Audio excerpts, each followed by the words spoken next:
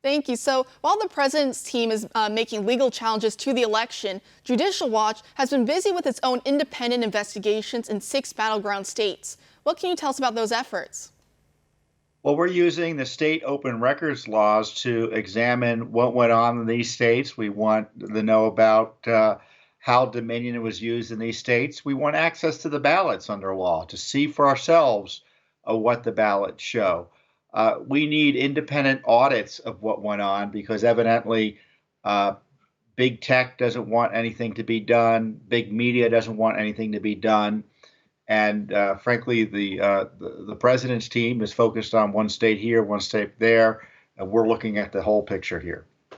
What really just blows my mind is after 4 years of hearing Russia, Russia, Russia, foreign interference in our elections, here we find these companies, these voting systems that are either foreign owned, such as Dominion, a Canadian company, or they have servers overseas. Does that raise your alarm bells, raise your suspicions? Well, the one thing that does raise my suspicion is the involvement of this Dominion systems in elections across the country, especially given the big error that took place up there in Michigan. I've reviewed the explanation local officials had about what happened there, and it was a combination of human error and it looks like a software update that wasn't appropriately uploaded. And it's the sort of thing that you would think, well, is that happening somewhere else? So even the innocent explanation requires a second look of how the system was used in the various states it was used. And the Smartmatic system, which is separate than Dominion, is based as far as I can tell.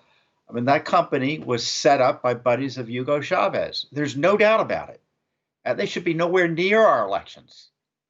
So let's be clear here.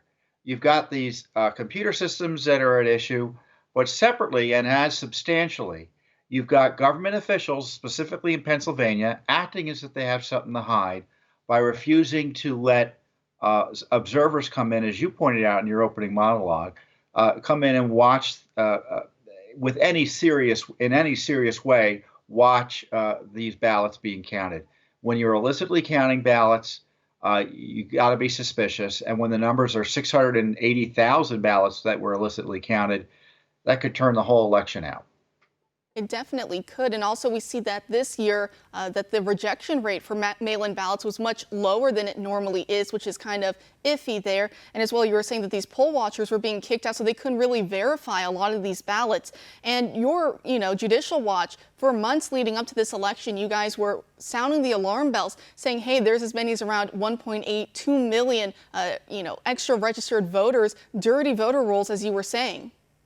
Yeah, in Pennsylvania, 800,000 extra names in the rolls, according to our lawsuit. In Michigan, 654,000 extra names, according to the most recent data. Clark County, Nevada, that's Las Vegas, 154,000 extra names just in Clark County alone. So the voting rolls across the nation are a mess. They're bad at Fulton County, Georgia, horribly dirty voter registration rolls. And so those names are, some of them are inactive, meaning they haven't voted in a long time. But the fact that the rolls are dirty and haven't been cleaned suggests they should not be relied on, certainly if you're going to start mailing ballot applications to them blindly. And that's why when you're counting ballots that come in from the mails, given that the lists are so dirty and you're not seeing people in person, you've got to have all the checks, all the security checks in place, like basic observation by one of the parties involved, the president's campaign, in this instance in Pennsylvania, which evidently didn't happen.